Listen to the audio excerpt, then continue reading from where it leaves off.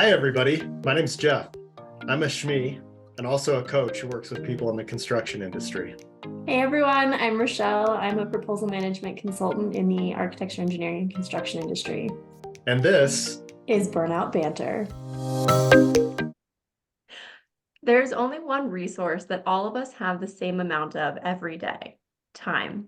Why is it that most of the people I interact with don't feel like they have enough of it? And at the same time, somehow, many of the people that society sees as successful have cultivated a strategic and disciplined relationship with time. They recognize that time is a finite resource that should be protected and understand the importance of using it wisely to achieve their goals. In our fast-paced world, it's all too easy to find ourselves overwhelmed by the constant demands on our time and attention. But what happens when we struggle to effectively manage this precious resource?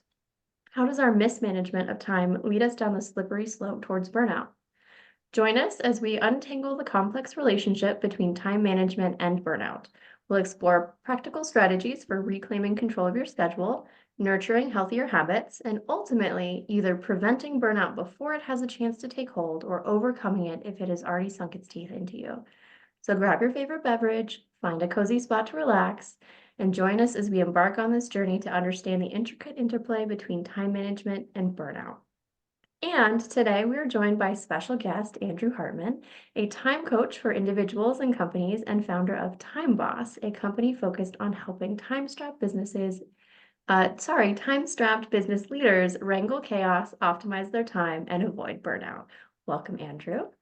Awesome. Hey, Jeff. Hey, Rochelle. Thanks so much for having me. Absolutely. I am Rochelle, for everybody who's listening, And I'm Jeff. and this is Burnout Banter. Before we jump into today's episode, remember to subscribe to the podcast on Spotify, Amazon, Apple Podcasts, YouTube, or wherever you listen so that you can stay up to date with the latest banter. So, Andrew, again, welcome. We are so excited to have you on board, and I just spent forever talking. So I would love to hear a little bit about you and how you got here and how Time Boss came around. So tell us a little bit about yourself. Awesome. Yeah, thanks so much, Rochelle. Yeah, again, so grateful to be here. Appreciate time with you all. Yeah, so my background is in early stage companies and mostly software companies. And if you know anything about early stage software companies, they love to just chew people up and spit them out. Burnout's just part of the deal. It's the tax on the success we're trying to drive. So this all started for me when I was 27. I was working at a marketing technology agency, had a bunch of clients who were all demanding my time, had a boss who was demanding my time, had no systems, and I just was utterly overwhelmed with stress, fear, and anxiety all the time. It was my waking experience and my sleeping experience. I'd wake up in the middle of the night, pull out a Post-it, scribble some notes, just trying to get things out of my head, wake up in the morning, look at the scribbles and be like, I don't even know what I was writing down. You know, it was such a mess. All of this culminated after a couple years or so with me actually losing my sense of smell for 6 months. I was so stressed out that it caused the psychosomatic response of losing my sense of smell for 6 months. It was terrible. I'm a foodie. I love to eat. So you can imagine. Yeah, it's the brain will do, or the body will do amazing things to get your attention when you're going sideways. And mine was to lose my sense of smell. So that was the first. I can't say that I've heard that one before. It's you will hear all. I mean, people will have hot flashes. They'll have numbness in their limbs. There's so many ways that stress expresses itself in our body, and it's really our body. Just it's the flashing lights on the dashboard saying you must change. This is not sustainable. So for me, it was really the first flashing light. I had young kids. I had a marriage that I wanted to keep and gratefully have kept with my wife, Kelly. And I just had to start making change. And so Time Boss was not, I wasn't trying to solve anyone else's problems. I was trying to survive. You know, it was it was very practical. Uh, and so that was really the beginning of heading this direction. And when it first started, it was just about wrangling the chaos. It was how do I make sense of all the things coming at me? And so ironically, I got really, really good at managing my time and going fast, but I didn't have boundaries in place to keep me from burning out. So if anything, I actually accelerated the burnout by being better and better at organizing all the chaos. I didn't change anyone's expectations of what they could expect from me. I just got better at getting the stuff done and had my last major burnout in 2016. finished a major project, utterly burnt out, called my boss and said, I can't do this. I think I'm done. He was an amazing man, really helped me kind of unpack and recover. And I was able to come out of that. But what I realized is I have to create a boundary where it's not just about making massive impact, but it's also about my peace and my connectedness to the work I'm doing, where stress, fear, and anxiety are not the fuel that are going to drive my activity, but a deep belief and connectedness to the work where burnout is no longer acceptable. Stress, fear, and anxiety is no longer acceptable in the model. And that's when change started to happen. That's when I started going fast while experiencing that deep sense of peace. People started leaning in and being like, what are you doing? This is very different. I was still in early stage companies, so I'm still around people that are frying themselves all the time, and I wasn't. And the teams that I led weren't, and we were making big things happen. And so people started leaning in and asking more and more, and eventually it led to me launching coaching groups to help people understand how I manage my time. And the reason why I led to coaching groups is I just had to help people get past the friction. It's really hard to change. It is really, really hard to change our habits related to time. And so getting people into some kind of accountable relationship, people that worked for me had to do it because I made them do it, but getting into some type of accountable relationship with other people to make change is often really the only way to make change. So to answer your question, Rochelle, that's where Time Boss came about, and that's why we're here today. A lack of enjoyment of food. Yeah, I must enjoy food. How do I overcome this? Right? If that's your motivator, like that would be very we all motivating to got me. I can't imagine. ugh, totally. It was brutal. It was brutal. And I had a wife who said, "Hey, like you are emotionally not here. Like what is going on? This we can't run our family this way." And I think a lot of people experience that. They shut their laptop, but they don't shut off their brain, and evenings aren't restful. You know, they're physically present with their family or in their community or whatever, but they're mentally everywhere else, back at work, back in the office. So I think I've told Rochelle this, but at a kind of a turning point for me, um, I came home from a really stressful day, or it had been a really stressful period of time, and my wife said something, and I made the comment that I don't have the bandwidth to deal with your problems. All I do is deal with people's problems at work all day. And oh, how'd as that you go, can Jeff? imagine, that was not well received.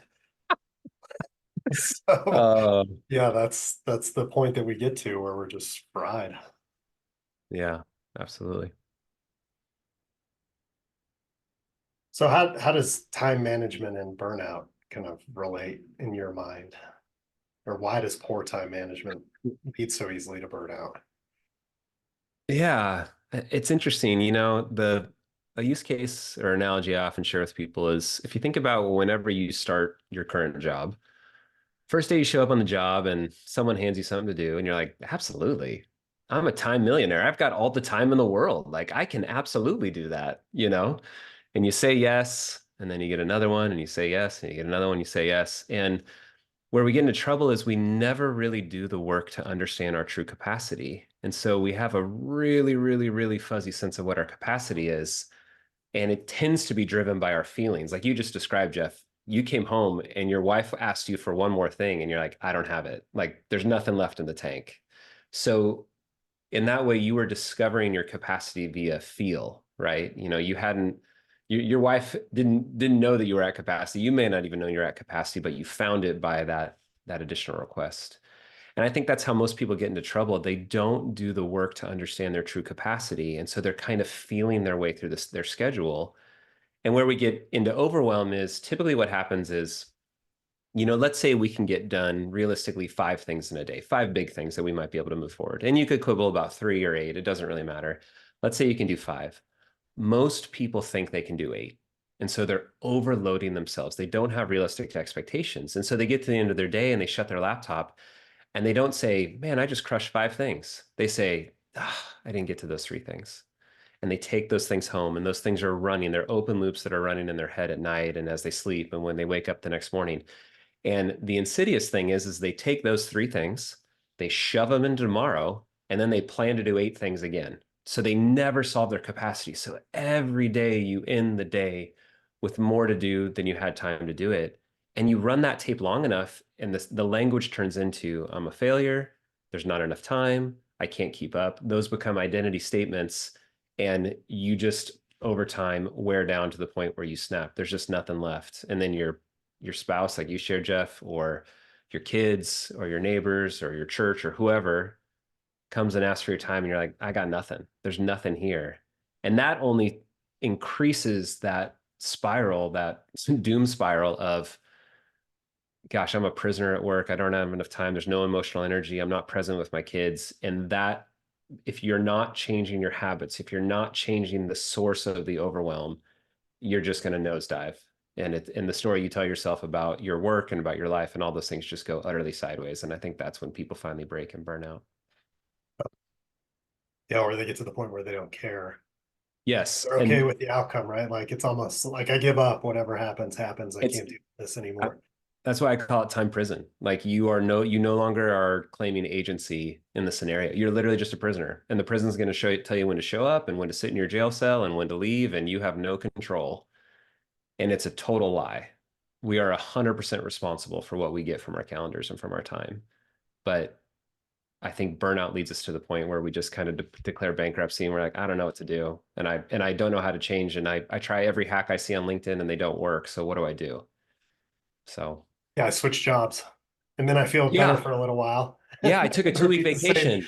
Repeat the same thing over again. Yeah, I just took that 2-week vacation. I sat on a beach for 2 weeks. I'm going to be great now. It's like, bro, you are just about to spin back up. It's just a matter of time. So what are some? Oh, go ahead. Sorry, I just wanted to chime in because I'm going through this exercise right now where I'm like, I'm pretty sure a proposal takes me like this many hours. And then I'm consistently surprised when it takes me longer than that. I'm like, what is happening? I've been doing this for 15 years. You think I'd know how long it takes to do this? And I was talking to some of my other proposal colleagues, and they're having the same like epiphanies where we're like, I can totally knock out like an outline in a day. That's fine. Like I've done it before. But we're only remembering like that one time we had a really easy proposal where we were able to knock it out in a day, and it actually takes longer. So we're telling ourselves these crazy stories about our best moments and using those as like the baseline. And it's very detrimental. It really is.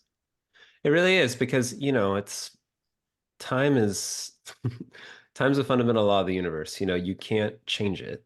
And yet we, like in your situation, Rochelle, when you approach that, the thing you tell yourself is, I should be able to do this longer, or it shouldn't take this long, or because you said it was going to take 6 hours and it takes 8 hours, you now have a judgment statement about yourself and your relationship with time. And so, though it is this fundamental principle, we end up telling ourselves really wacky stories about it, and then that in turn, again, those quickly shift into identity statements where I don't know how to navigate time, or I'm not in control of my time, or whatever the case may be. And I think that's when you repeat that loop long enough and you end up in some pretty wacky places.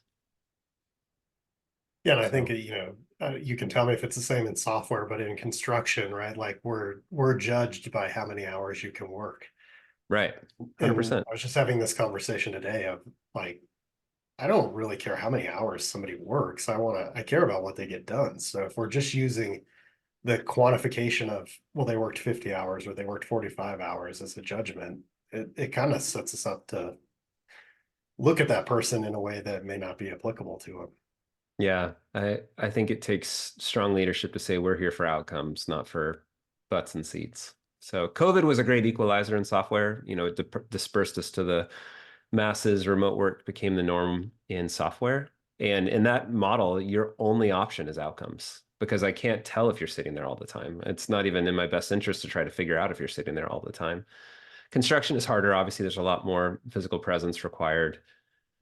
But I do think good leaders will flip into outcomes where we strategically agree on the outcomes we're trying to drive. And I mean, in some ways, you should spend as little as time possible as needed to drive those outcomes. It's almost prudent. Why would we commit more resources to something if we can get the outcome in half the time? But it takes strong leadership to think of it differently. What are some blind spots that we have that kind of set us up to mismanage our time? Or oh my gosh. Let's see. How much time do you have? Number one, I already said, is capacity. People just have no clue what their actual capacity is, and so they're feeling their way through it. And so they're constantly overwhelming themselves, ending the day focused on all the things they didn't get done, versus having realistic capacity to make, the most important things happen. I worked for a company that did Kanban. I don't know if you've heard of that. Yeah. Toyota. And it was pretty eye-opening to think about, okay, I've got 8 hours. These are my tasks. These are how long I think they're going to take me. And typically the number you could fit into that 8 hour period was way less than what you would try to fit in on a normal. 100%. Yeah. 100%. I think one of the other blind spots that's really significant is people are constantly oscillating between being their own boss and being their own employee. And so the way that looks is you start working on a project and then you glance at your to-do list and see the other 10 things that you're not currently working on. You think, oh, shoot, is this the most important thing? Maybe I should switch to that. Oh, you know what? I'm going to call that guy real quick. They switch to that. They work through that. Then they glance through their list again and they do it. And so they're constantly oscillating back and forth between being their own boss and being their own employee, either deciding what to work on or actually working on the thing. And I think it creates tremendous stress. Like that task switching literally builds up a chemical residue in your brain. Like you can't perfectly flush out that context. You're booting up that context every time you switch tasks. And over time, the real-time effect is if you smoked a joint or missed a night of sleep. Like it has such an impact on your ability to focus. And so I think if people can become disciplined at separating out when they plan and prioritize versus when they make something happen, that alone can create so much freedom. That's the whole idea of the name Time Boss came from that. You are literally the time boss of your future self. And so we're going to create really simple habits to have time where you're the boss and then time where you're the employee and you make it happen. I think the last one I would say in terms of blind spots is people just accept stress, fear, and anxiety as the tax on the results they're getting. And they just allow it to happen. And they're not creating firewalls in their life that says, man, I am wrecked by stress, fear, and anxiety right now. What is going on inside me? Like what feelings are downstream from like thoughts and core beliefs. And I think if you create a boundary for yourself of, I'm not going to let stress, fear, and anxiety run my life. When you do that, it requires you to go upstream and look at your thoughts and core beliefs and saying, what am I believing about myself or life, or that I have to be 100% available all the time to everyone in my world, or I'm a failure? Like, what are those fundamental beliefs that are sending me sideways here? And what do I need to do some work on? I think that's probably a core blind spot people have when it comes to their relationship with time. Yeah, and that's kind of what I specialize in is fear. And we can't get rid of fear, but we can bring awareness to when it's trying to show up and Yeah, the ways we react when it's right. showed up. 100%. And then from that place of awareness, we can decide whether we are going to listen to that or not. And, we can disprove what it's telling us about ourselves That and is, remind ourselves who we really are instead. And then we get to make a different decision than when fear is making the decision for us. Jeff, that is so good. So good. The analogy that I share, I used to be deathly afraid of flying. And when turbulence would start, I would become very afraid and I would become very stiff, as if like my stiffness was going to keep the plane held up in the air or something, And so the fear was real. Like it wasn't that the fear was not real, it was very real. But the core belief leading to that fear was totally sideways. Millions of planes take off and land every year and don't crash. The reality is flying is very safe. So I had a core belief that was fundamentally wrong that was leading to deep fear. And the only way I moved past my fear of flying was just that reminder of just telling myself, you are experiencing turbulence on a plane that is not crashing. And so I had to claim a different core thought to experience a different life. And time is no different. We tell ourselves these lies that there's not enough time. And so because there's not enough time, we feel anxious and stressed and whatever. And when we feel anxious and stressed, we just keep working. We open our laptop from 8 p.m. to 2 a.m. and just try to knock out email. We skip dinner with our family. We don't work out in the morning because we're too tired or we're stressed out. And so the wrong response is to deny the feeling. The right response is to acknowledge the feeling and look upstream at the thought or core belief and say, what is driving this? What you said, Jeff's perfect. Is this true? Or do I need to embrace a different thought? I love that. That's the exact right way to think about it. And I also think time is one of our greatest excuses, or lack of time is one of our greatest excuses. And we kind of use it as comfort blanket to prove why I don't have this thing in my life or why I can't Right. get this done. Or instead of looking at really what the reason is, we use time as kind of this catch-all to protect ourselves in some way. Right. And you know, most people are stuck in the mid-sentence, you know, they're deep in their job. They don't necessarily have that fresh start. They don't have the empty calendar in front of them to perfectly architect it. And so all they feel are the overwhelming expectations of the next 2 week period. You know, I joke that we just kind of carry this sonic boom of time with us, you know, of like tasks and expectations and what my boss wants, what my clients wants, and what the architect wants or whatever, you know. And so it's challenging for us to make change in the midst of that sonic boom because we just think like, well, I can't block time tomorrow because I already am in back-to-back meetings all day long, you know. And so it's sometimes it's truly disarming a bomb, you know, layer by layer, unpacking their time habits and helping create some margin for them to make change. Otherwise, they're just so caught in that fear, stress, anxiety cycle, they'll never get out. There's no room. There's no margin for them to even consider it to be different.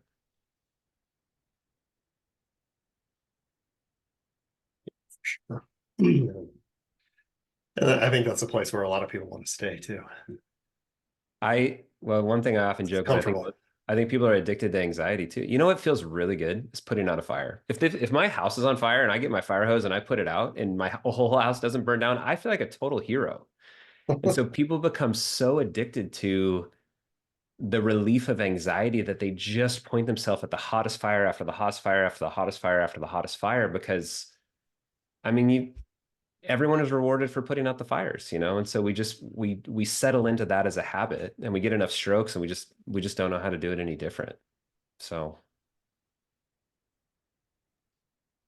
How do we break that? Like, as a consultant, my entire life is coming to someone's rescue. They're like, hey, Rochelle, we've got this RFP. It's due next week. We can't handle it internally.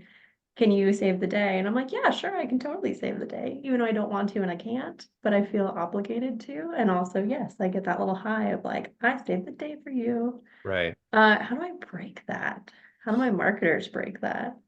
So there's a concept in Time Boss that I mean, this kind of goes back to a blind spot that I really recommend for people. So a lot of people, everyone knows the time block. Not everyone. It's a growing understanding that you should take items on your to-do list and put them on your calendar, map them there. Where people often go sideways is they block their entire day, 100% of their time. And it's totally unrealistic because the reality is chaos, you know, life. Everything's coming for us, right? Like you know, we're often banging into each other with our priorities, trying to get things done. And so one thing I recommend to people, I strongly recommend is only planning out 60% of their time and leaving 40% open for what I call whirlwind, which is just the reality of life. Emails, phone calls, drop-ins, clients calling, they need a last second proposal. It's almost like inter-week budget for you to deal with reality. And what's powerful about that, most people fight me on that. There's like, they say, there's no way. I have to plan my whole day. There's no way I could do 40% of time. But what's magic about that time is it's kind of like this virtual buffer that if you don't need, you can, if you care about the work that you're doing and you don't need that virtual buffer, you can simply slot things in. So if I show up to my whirlwind time and now, you know, I'm up to date on my email, nobody's asking for anything, Slack or Teams doesn't have any requests, I can literally go to tomorrow, whatever's prioritized tomorrow, just grab it and keep working. So in your case, Rochelle, one way that I might approach that is if it is a strategic priority for you to be responsive to your client needs, I might literally plan responsive time into your week where you're not overly adding burden on yourself. But if you don't need it, collapse it. So if I don't need it on Monday, I'm going to collapse it. I'm going to grab the next item on my list and I'll work on it. If I don't need it Tuesday, I'm going to collapse it, grab next time. Wednesday, I absolutely need it. I need it Wednesday to Friday. Awesome. You plan for it. It's not a 3-alarm fire. You could slot it right in. And the power of that, and this is what happens to people when they go through a Time Boss cohort and they get to the end and they flip the script here is it changes the conversation from playing from behind, I'm behind, there's not enough time, to playing from the lead. If you plan to be responsive to client needs and you don't need that time and you collapse it and you're grabbing something that's on tomorrow's list and you're pulling it in today, you literally feel like a hero. You're playing from the lead. And your experience of that hour of work playing from the lead is so fundamentally different than an hour where you feel like you're behind and you're just trying to catch up. what you bring to the work, your presence, your focus, the freedom of I can just do this one thing and I don't have to think about anything else. It's totally different work. It's not the same. An hour is not an hour is not an hour. And so I really encourage people to shove that buffer into their week, plan for it, and if they don't need it, just play from the lead. Here's the problem I've had with blocking time.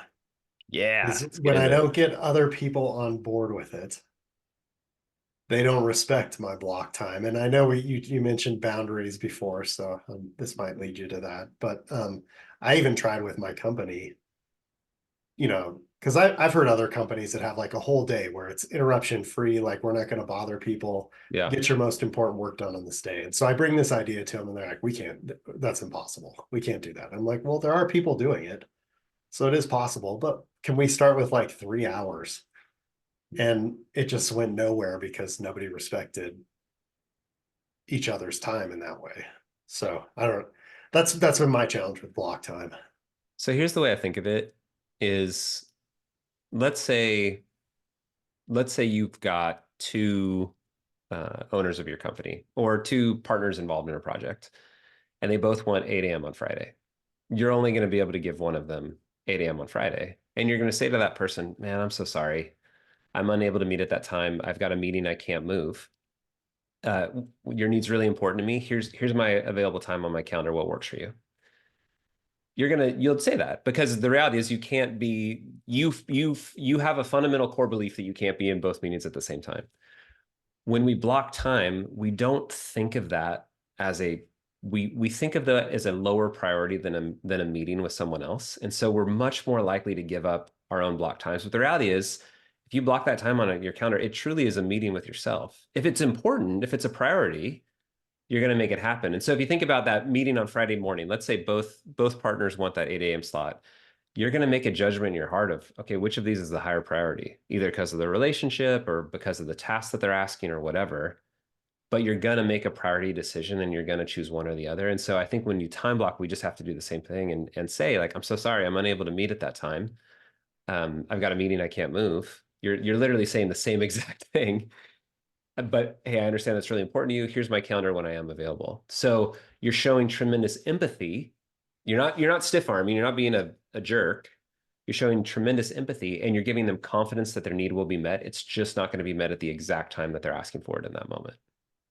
And so I think reasonable people can operate that way. It's that knee-jerk response of I need it right now, I need it right now. And you're like, well, you know what? We can absolutely make that happen for you. Unfortunately, I'm unavailable. But here's my available time when I can make that happen for you.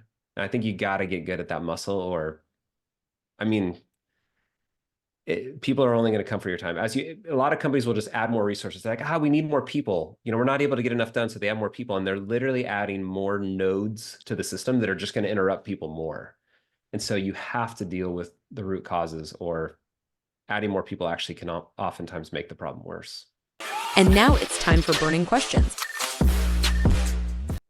Well, this ties into my burning question, so I'm going to ask it here anyways. We're going to go out of order today. So as consultants or as, marketing professionals in the construction industry, we're often at the whim of other people. So our whole job as a consultant is to serve other people. Right. And I have a lot of clients who don't ask, are you available? It's just, here's a meeting, or this isn't going to happen by this time. And it is one of my biggest pet peeves. But it still continues to happen over and over again. And I'm at a bit of a loss as to how to deal with that. So curious for your take on that. Yeah. Yeah, I think my answer would be similar to what we just shared. I mean, two thoughts. I mean, I think Rochelle's question was similar.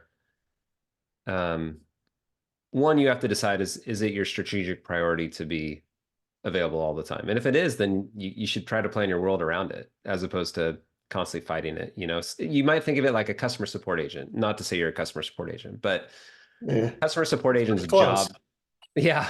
A customer support agent's job is to be responsive. So it'd be inappropriate for a company to load them up with expectations to do other things if it's their job to be interrupted, to be present for the customer, So that's one. The other I would say is, again, we all have there are situations where we would go back to, let's say that person schedules a meeting on your calendar. There are situations where we would go back to that person and say no. If our child is sick, we'll say no. If our water heater breaks and there's water running all over the floor, we'll say no. If someone that has already taken that time that truly has a higher priority or from a seniority perspective is higher, we'll say no. And the reason we'll say no is because we think we have enough evidence to say no, right? We think this is important enough to say no. I feel strong enough to say no. The reality is like we can say no all the time. People are always operating on incomplete information. If you say no, they're not going to come back and say, well, who are you meeting with? Why are you meeting with them? They're not even going to press. They're like, oh, Jeff's busy. Can't meet with Jeff. I wish I could meet with Jeff at that time, but I can't. But oh, wow, look at this. Jeff was very kind in his response and he let me know all the times that he'd be available. I think to me in those scenarios, empathy and confidence is the most important thing. Empathetically showing that I understand that what you're asking for is really important, and confidence to know that the need will be met. It just can't be met in the exact way that they're asking. And so again, I'm a deep believer in time blocking. You as the boss of your time saying, these are the highest leverage priorities that are going to advance our strategic goals. And if someone comes and asks for that time where you've blocked for something, you just have to decide, like, is it more important or not? And if it is, you should move it. But if the meeting's not more important, then I think gently saying, I'm so sorry, I can't meet. Recognize that's really important. Here's some times that will work for me. I'd love to make that happen for you. But I think you've got to have authority on your time to navigate that well. Yeah, I think the empathy is a really important point. Because most people just like, I got to put up boundaries. Like, no, I can't do that. Like, you're always taking my time or whatever. The reality is we're all a bunch of cavemen whose defense mechanisms are going to fly up, right? And so we're speaking to the caveman to say, like, listen, I'm not threatening you. I'm so sorry I'm unable to meet. But here are ways that I can help you make that happen. You're on the same side of the table as them. It's not a zero-sum game, where you're fighting for this hour. You're coming to the same side of the table saying, I care about the same goal you care about. Can we just try to meet that a little bit differently than that exact hour? I want to tack on just one more question to this, because what happens with proposal professionals a lot is we are very deadline driven, right? You get a request for proposal and it's due on X date. We're not usually asked if we have bandwidth or capacity. And what happens a lot of the time is someone says, hey, here are 3 proposals. They're all due the same day. They're all priority 1. You have to get them all done, figure it out. In the frame of my time is important and I actually would love to accommodate this, but can't. Like, how do you handle that boundary where you would love to give them time, but there's just no time to give? Yeah. Again, I think it's empathy and confidence. I think you just got to get ahead of it and be real if you don't have it. Because you're right. Like at some point, we all hit a breaking point, either because of burnout or because there's literally not enough hours in the day. At some point I must sleep, And so I think getting ahead of it and being honest with them and saying like, I'm so sorry, I can only do 2 or 3. I would love to make that happen for you. I have other commitments that I'm unable to do that. I think being real about that is really important. I think if there's someone that has authority over your time, so let's say in that scenario, Rochelle, you're told to do those 3, and it's a person that's also giving you 20 other things to do, which happens in every industry. I've worked for visionaries my entire life. I'm a COO operator, so people are constantly shoving things into my world. It's yes, and I absolutely, like, I get that these proposals are so important. Here are the 12 things that are on my list that are prioritized ahead of that at the moment. How would you rank those priorities? And what you're doing is very subtly, you're saying, listen, Rochelle's time is finite and valuable. You're not saying those exact words, but you're implying that. And you're creating a currency of your time that you're now offering to that key leader, right? You're saying, hey, I want to make things happen for you. Unfortunately, we are tapped on the currency of Rochelle, and we need to be very judicious about how we spend this time. How might you rank it? And whatever we rank together, I will crush. I'm with you. I'll make it happen. But again, it's that subtle boundary of you are the time boss. Like you literally are in a seat of agency where you are deciding in sober moments, how much time am I willing to commit to this area of my life? And then based off that, provided that works with the stakeholders in your life, you're just helping them prioritize that time as currency. I love that. Also, I think it's addressing the fear too of what's going to happen if I do this or say. Oh, Yeah, absolutely. it goes back to your story that you're telling yourself, right? Yeah. And Causes. I'm gonna tell you right now, Rochelle, just the fact that you're leading this podcast and you're on this, I mean, you are the type of person that crushes and delivers. And when I have someone on my team I trust, I'm looking for them to give me the information. I don't have all the information. And so in some ways, like your accounting, you're creating that currency helps me understand where we kind of almost settle up with you on how are we prioritizing our time. And I think if you consistently crush whatever's in front of you and you are consistently honest about your capacity, you're a value creator. There will be endless opportunity for value creators. I think it's the people that keep saying yes and then they don't follow through because they're overwhelmed. Those are the people that are going to lose opportunity. Because then you think about the key leader's needs. The key leader has a spear in their chest around getting those proposals out. And so if you say yes, but you can't actually follow through or you do a crappy job, you're actually not solving their problem. But on the front end, if they know like, oh man, with the capacity of my key team member here, I can only get two, but with confidence, those are going to be the very high quality. They just have to reorient themselves to that truth. And once they do, they're going to feel much better about delivering two high quality versions versus hoping for three and only getting one or whatever might happen. So I think you become a value creator. You're not saying, hey, for my mental health, I need to do less. That's not what you're saying. You're saying, I want to utterly crush for you. I want us to win together, but I got to figure out a way to do that where I can run at this pace forever. I can't burn out. If I burn out, it's gonna be so bad for this company. You're gonna lose me for a month while I try to recover from that. We don't burn out and fall to like 95%. We burn out and fall to like 50%, 40%. And it takes a lot to rebuild that. So I think I mean, again, we talk a lot about in the Time Boss cohort about retraining relationships. You can't make hard left turns. Hard left turns are hard for everyone. You got to slowly help people accommodate to this new version of you that is going to continue to deliver great results. They're just going to be done a little bit differently, or the way that work happens is going to be a little bit different. I really like this shifting of perspective from a commodity to a value operator. I have a friend who talks about marketers need to become unicorns, not pack mules. And I feel like this dovetails with that thought so well. Like we are Absolutely. not a commodity. We're not pack mules. We're really awesome unicorns who do really awesome things, but we can only do that if we have time. 100%. I choose to give about 50 hours of my life to money making activities, to value creation activities that aren't like my family or my kids or my neighbors or my church or anything like that. So that is literally 50 units of value that I need to be judiciously thinking through what are the highest leverage things I can do to create value for all the stakeholders in my life with that time.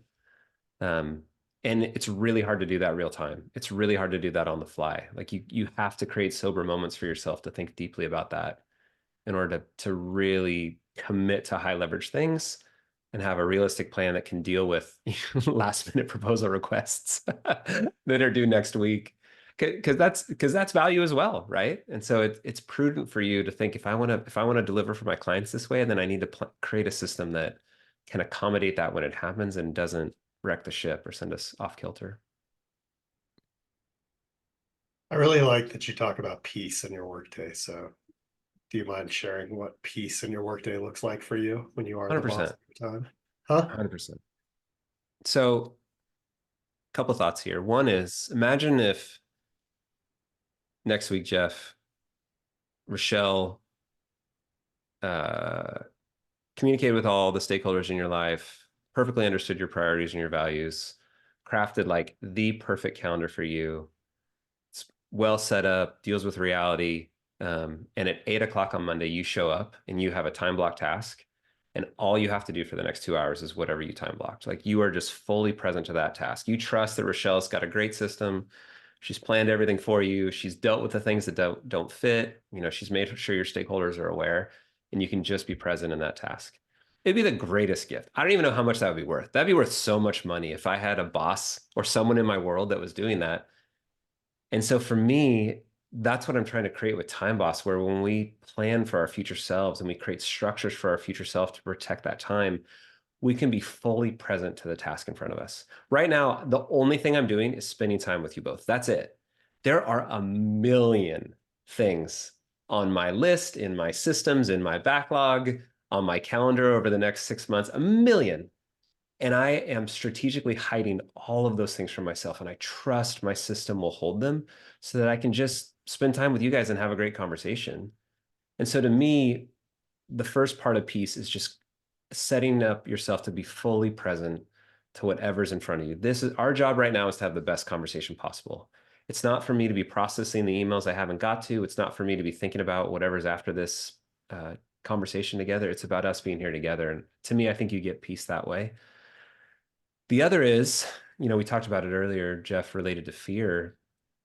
I think it's creating that firewall between feeling and action.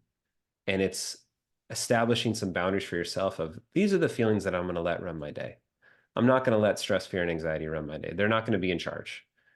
And so as you do the work to create that firewall and you start to deal with the root, those core thoughts, a really funny thing happens. Nobody likes this. So when I was on the plane and it was turbulent and fear developed, I wanted the fear to go away. But I had to do a very roundabout thing. I actually had to go back to the core thought and tell myself, this plane is not crashing. And what I wanted to go away once I thought that is, oh, the fear's just gone. But the fear doesn't go because my body doesn't actually believe that's true, right? So I need to take action based off the thought, not based off the feeling. So the action is, I'm not going to tense up. I'm just going to sit here. I'm just going to let this plane shake.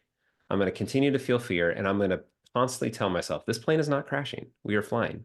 And what happens is when you claim a thought and you act based off the thought, not based off the feeling, you actually vote for that thought to be true. James Clear talks about how our habits vote for a future self. The actions we take vote for a future self. And I think it's the same with our feelings. So, example might be my boss calls and he needs something right now.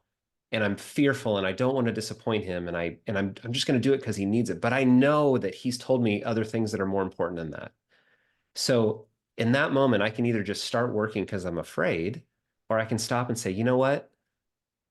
At my deepest level, I want our team to be successful and I want our boss to be successful. I'm going to stop. And even though I feel fearful, I'm going to have a conversation with him about all the things he's already asked for and just double check and make sure this is the most important thing. And I may feel incredible trepidation about that. While I'm talking to him, I may be shaking because just because I claim the true thought doesn't mean the fear doesn't go away. But when I have a good conversation and I don't die, and my boss is actually appreciative of it, it votes for that core thought that I need to be making decisions on behalf of my boss, not out of fear of how he might think of me. And again, it's about doing that emotional work time after time after time to create evidence for your future self that different core thoughts are true.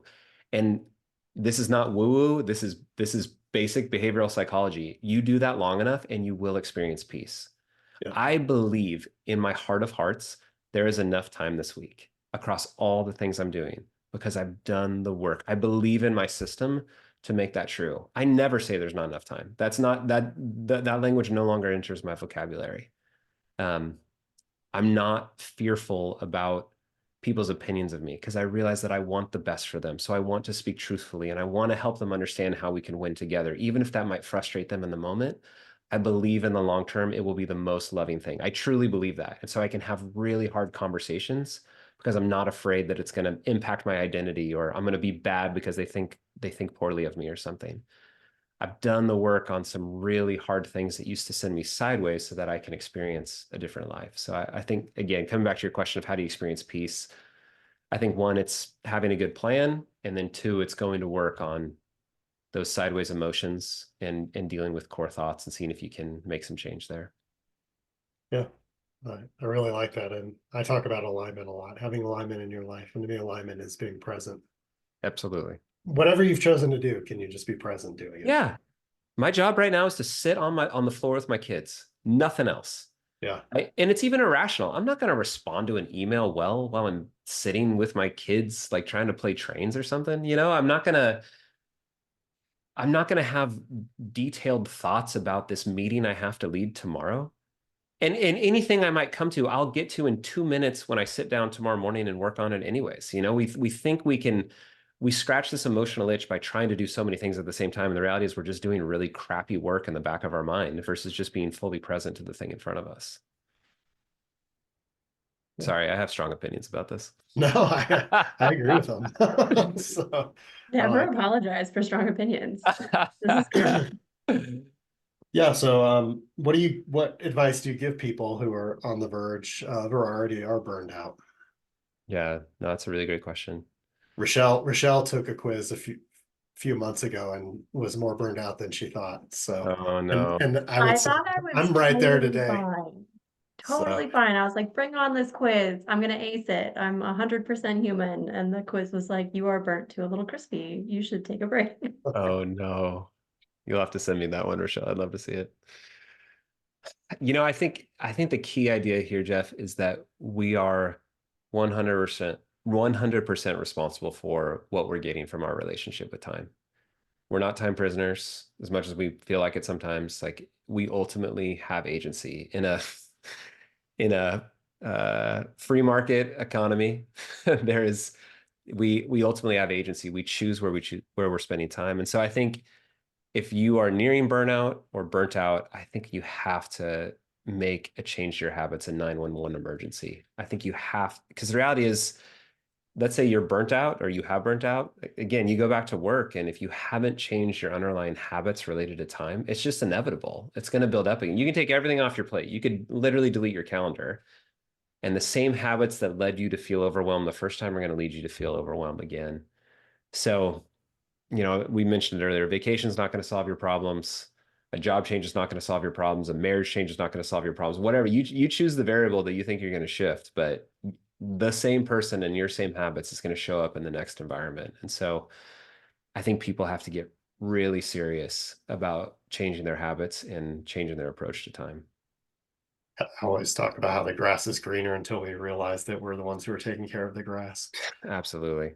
I love the phrase, the grass is greener where you water it. You have agency. And you have to, I think adulthood begins when you take 100% responsibility for your life, and time is no different. Yeah. Well, thanks for bantering with us today, Andrew. So fun. I love this conversation. This has been awesome. Yeah, it's been very helpful. Awesome. Yeah, great to spend time with you both for sure. A friendly reminder to our listeners, if you have a burning question, you can email it to us at burnoutbanter@gmail.com. Please remember to like or subscribe to the podcast on Amazon, Spotify, Apple Podcasts, YouTube, or wherever you listen to make sure you never miss an episode. And if you are interested in managing your time better, keep an eye out for Andrew's monthly Time Boss Weekly Operating System Masterclass. You can also learn more about Andrew and his business at timeboss.us. And if you want more information specifically on the masterclass, it's timeboss.us/masterclass, correct? Yes? Correct. Perfect. And finally, if you are going to be at SMPS SERC in Greenville, South Carolina later in March, or SMPS Northeastern Regional Conference in Boston in April, connect with Jeff and I there. We're doing workshops at both conferences. And Jeff is also going to be doing a workshop on our relationship with technology at AEC TechCon in St. Louis on May 1st and 2nd. You have anywhere people can find you, Andrew, or any speaking you're doing or anything? Just doing lots of podcasts right now. Masterclass is a great place to check out. And then we do a lot on LinkedIn. LinkedIn's the primary place that people might find me. Okay. Yeah. All right. Well, thanks. Thanks again for being here, and we'll see you all next month. Awesome. Thank you all. Really appreciate it. That's great. Thank you.